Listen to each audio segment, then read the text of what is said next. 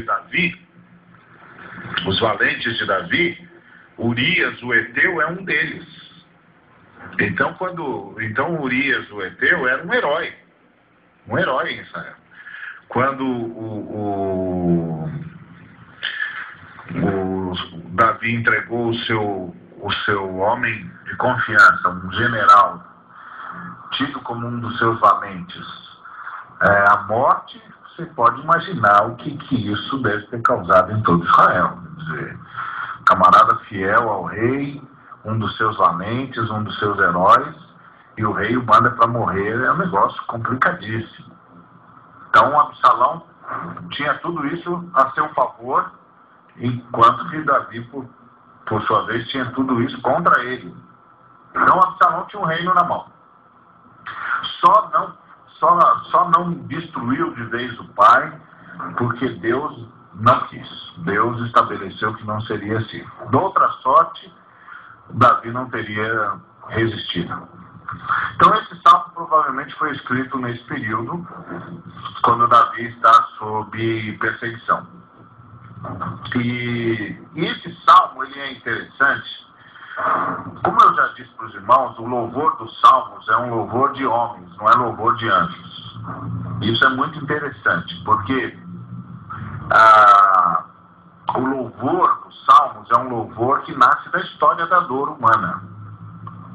Não é um louvor sublime, no sentido de um louvor que exalta as qualidades eternas do Deus Todo-Poderoso. Não é esse tipo de louvor. Você percebe isso nos Salmos, com raríssima exceção, você vê essas escapadas de Davi para fazer o que a gente poderia chamar de um louvor sublime, onde o que é exaltado são as qualidades do Deus eterno, enquanto eterno. Na maioria dos Salmos, Deus é exaltado justamente por sua intervenção na história. Deus é exaltado por ter socorrido os seres humanos. Deus é exaltado por ter buscado a gente na nossa infantilidade, muitas vezes, ter nos buscado na nossa angústia, ter nos buscado na agonia. É um Deus que se movimenta na história. Um Deus que se movimenta na história. Aliás, é preciso ter sempre em mente que a fé cristã, a fé judaico-cristã, a tradição judaico-cristã é eminentemente histórica. Eminentemente histórica. É o Deus que age no dia a dia da vida dos seres humanos. Um Deus que se apresenta na angústia, na dor, na batalha, no desespero, na alegria. Um Deus que aparece onde os seres humanos estão. Não é um Deus presente. Um Deus presente. E por isso os salmos são construídos a partir disso, a partir da angústia humana, da dor humana, do desespero humano. E é interessante você perceber que o Espírito de Deus registra estes salmos de uma forma curiosíssima. Por quê? Por exemplo, esse salmo aqui. O salmista diz: até quando, Senhor? E ele repete isso 4 vezes. Até quando, até quando, até quando, até quando? Esquecer-te-ás de mim para sempre? Ocultarás de mim o rosto? Imagina uma pessoa chegando hoje para qualquer cristão e dizendo assim: Deus se esqueceu de mim, Deus tem ocultado o rosto de mim. Qual vai ser a tendência natural do cristão? Vai ser dizer: não, irmão, não é nada disso, imagina, não, Deus não, o problema deve ser seu. O problema deve ser seu. Deus não se oculta de ninguém, Deus não se esquece de ninguém, Deus não vira o rosto para ninguém. Você que deve estar com algum problema, você que não deve estar conseguindo ouvir Deus, você que não deve estar conseguindo. Em outras palavras, qualquer pessoa que venha a nós com uma queixa a respeito de Deus, a gente hoje em dia imediatamente toma a posição de advogados de Deus. E passamos a preservar-lhe a honra. E a dizer: não, Deus não tem nenhum problema, Deus não está longe de você, Deus está cuidando de você, Deus não falha, enfim. Passamos a dizer uma série de verdades, porque são verdades, sem dúvida alguma, mas isso mostra a nossa incapacidade de lidar com essa angústia humana, quando a angústia humana questiona Deus. Nós temos uma incapacidade, nós não sabemos direito como lidar com isso.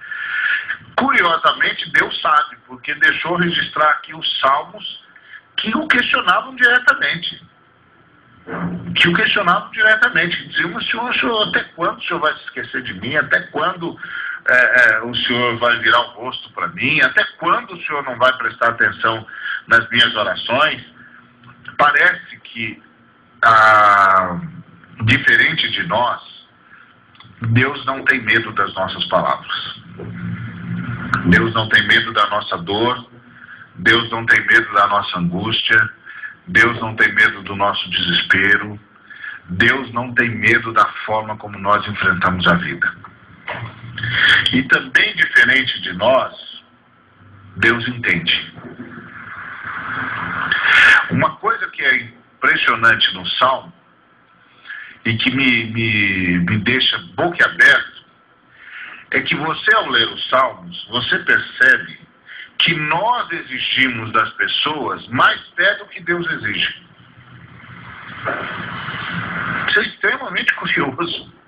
Nós exigimos que as pessoas não titubeiem, nós exigimos que as pessoas não duvidem, nós exigimos que as pessoas não abram o coração, não digam: eu não entendo Deus, não fala isso de jeito nenhum, Deus está no controle. E é verdade, Deus está no controle mesmo. Não é que o que nós estamos dizendo não é verdade. É verdade, Deus está no controle. Deus é soberano, Deus é Senhor absoluto de todas as coisas. Agora, nós exigimos das pessoas uma fé que as faça transcender a história. Deus não exige isso. Coisa curiosa, né? Nos Salmos você percebe que Deus não exige esse tipo de fé. É quase como se Deus estivesse dizendo: calma que eu vou chegar aí. Fica tranquilo, eu sei o que está acontecendo, você não está sozinho, eu entendo, tudo bem, compreendo a sua dor e eu estou chegando. Ele não pede o que nós muitas vezes pedimos uns dos outros. Uma fé que transcenda a história, que transcenda a sua dor, etc, etc. A gente pede quase uma espécie de asepsia das pessoas, né?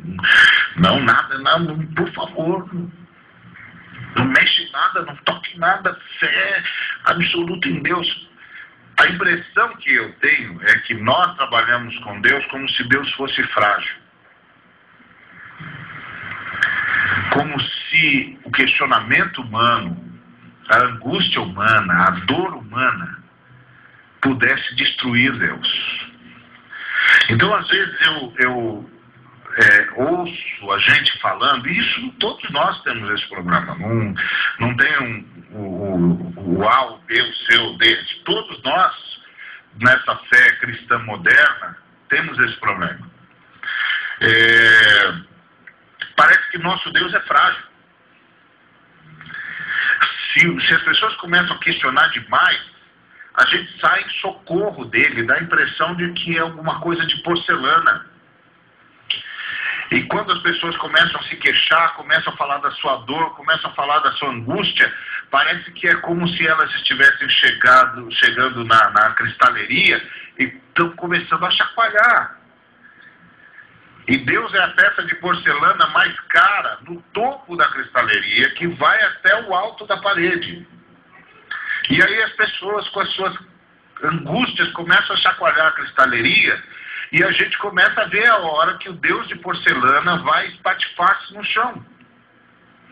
E aí a gente sai correndo para segurar a porcelana e para fazer o cara parar de chacoalhar a cristaleira. Para de chacoalhar a cristaleira, para com isso. O que você está fazendo? Você vai destruir o Deus de porcelana. Mas quando você lê os Salmos, você vê um Deus que não se abala. Não se abala, mas também não fica observando. Ele entra na história, entende o que está acontecendo e se manifesta na história.